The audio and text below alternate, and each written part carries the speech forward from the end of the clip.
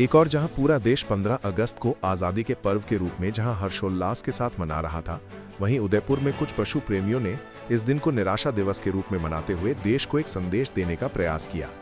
इन पशु प्रेमियों ने फतेहसागर पाल पर एकत्र होकर मौन विरोध के माध्यम से पशुओं की स्वतंत्रता और अधिकारों की अनदेखी पर शांति और संवेदनशीलता के साथ अपनी बात रखते हुए नाराजगी जताई। इस दौरान शैली श्रीवास्तव, नेहा, रुक्मणी जैन, डॉक्टर माला मट्ठा, किरण भावसार और अक्षिता जैन सहित कई पशु प्रेमियों ने स्पष्ट किया कि जब तक पशुओं को भी सम्मानपूर्वक जीवन और स्वतंत्रता का अधिकार नहीं मिलेगा, तब तक स्वतंत्रता दिवस उनके लिए अधूरा ही है।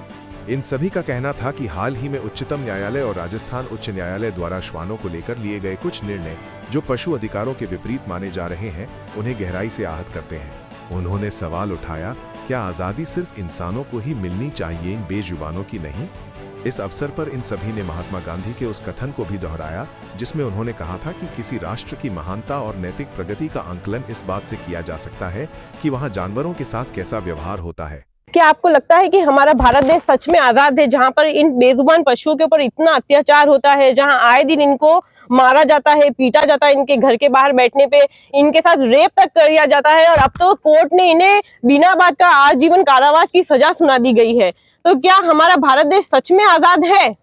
और हम ये आजादी नहीं मनाएंगे इस साल की, क्योंकि हम बहुत निराश हैं हमारे देश के जजमेंट से, हमारे देश के संविधान से, क्योंकि उन्होंने इन बेजुबान पशुओं को, बेसहारा पशुओं को आजीवन कारावास की सजा सुना दी गई है। हमारे तो महात्मा गांधी जी भी ये कहकर गए थे कि एक राष्ट्र की नैतिकता और एक राष्ट्र का जो पहचान उसकी होती है, वो उसी से होती है कि हम पशुओं के साथ कैसा व्यवहार करते हैं।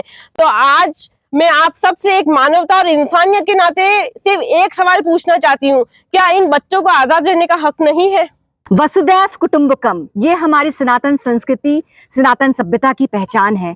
क्या हम अपने बच्चों को एक साथ मिलके जीना नहीं सिखा सकते? हमारी जनरेशन को जब भी शिकायतें आ रही है कि इन्होंने बच्चों के साथ ऐसे किया, बूढ़ों के साथ ऐसे किया, ये तो हमारे साथ ह्यूमन एग्जिस्टेंस के साथ इवॉल्व हुए हैं। इन्हें हमारे से कम्युनिटी एनिमल्स है, इन्हें हमें कंपैशन और को एग्जिस्टेंस सिखाना पड़ेगा अपनी कमिंग जनरेशन को, ना कि हम इन पर अत्याचार करें। और जो ये सुप्रीम कोर्ट का ऑर्डर है उसको तुरंत रद्द किया जाए और पूरे इफेक्ट के साथ रद्द किया जाए, और म्युनिसिपैलिटी को जितने भी पूरे राज्य के उनको सख्त के सख्त कार्रवाई की जाए।